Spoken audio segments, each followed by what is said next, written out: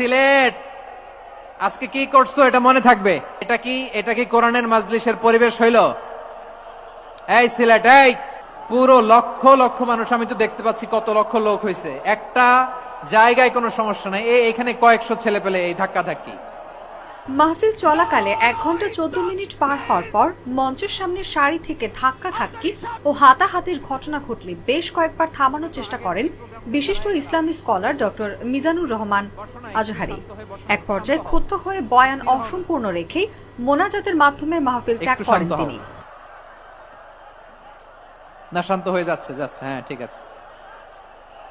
তোমাদেরকে বারবার থামানোর কথা বলা না লাগলে আমি এখন আখিরি মোনাজাত দিয়ে যেতে পারতাম।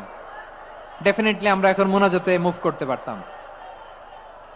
শনিবার রাতে সিলেট এমসি কলেজ মাঠে আঞ্জুমানে খেদমতের আয়োজিত তাফসিরুল কুরআন মাহফিলে এই ঘটনা ঘটে। পুরো লক্ষ লক্ষ মানুষ, আমি তো দেখতে পাচ্ছি কত লক্ষ লোক হয়েছে, একটা জায়গায় কোনো সমস্যা নাই, এখানে কয়েকশো ছেলে পেলে এই ধাক্কা ধাক্কি। প্রত্যক্ষদর্শীরা জানায়, আজহারির বয়ান চলাকালে মাহফিলের একদম সামনে কিছু লোক ধাক্কা ধাক্কিতে লিপ্ত হয়।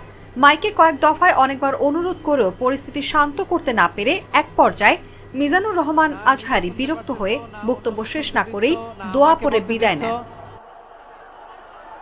কি করতেছো তোমরা, এগুলো কি করতেছো? না নিজে শুনতে পারতেছো, না অন্যকে শুনতে দিচ্ছ, না আমাকে বলতে দিচ্ছ। কি করতেছো তোমরা, এগুলো কি করতেছো? একটু শান্ত হও না, শেষ করে দিচ্ছি, শান্ত হও। এ সময় আজহারি বলেন, কুরআনের মাহফিলে এরকম বাধা দিত আবু জেহেলের উত্তরসূরিরা। সিলেটবাসী শাহজালাল শাহপরানের উত্তরসূরি, তারা এরকম কেন করছে বলেও প্রশ্ন ছোড়েন তিনি। ঠিক আছে, না শান্ত হয়ে যাবে।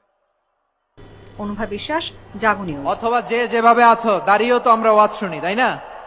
দেখা লাগবে, এটা জরুরি।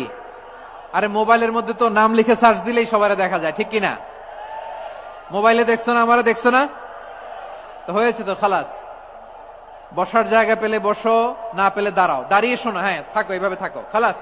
কয়েক মিনিট একটু থাকো।